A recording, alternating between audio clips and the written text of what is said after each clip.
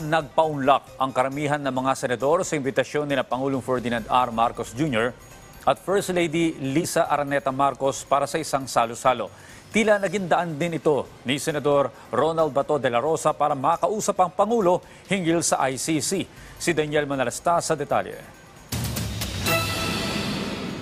Nakasama sa isang dinner ng mga senador si Pangulong Ferdinand R. Marcos Jr. at First Lady Liza Araneta Marcos. Dumalo rito halos lahat ng senador, pati na Senate spouses. Sa Facebook post ni Senator Bongo, sinabi rito na ito ay mula sa imbitasyon ng Pangulo at ng First Lady.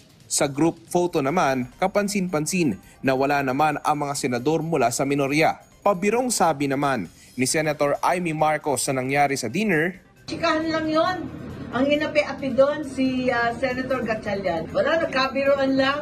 Kinumpirma naman ni Senator Bato de la Rosa na nakausap niya ang Pangulo hinggil sa usapin ng International Criminal Court. Isa si de la Rosa sa naging hepe ng Philippine National Police na nanguna sa nakalipas na drug war noong panahon ng Duterte administration.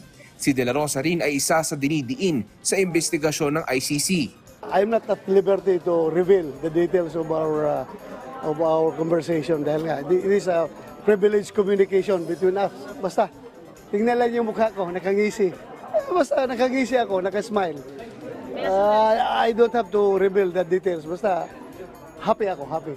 Daniel Manalastas para sa Morning Show ng Bayan, Rise and Shine Pilipinas.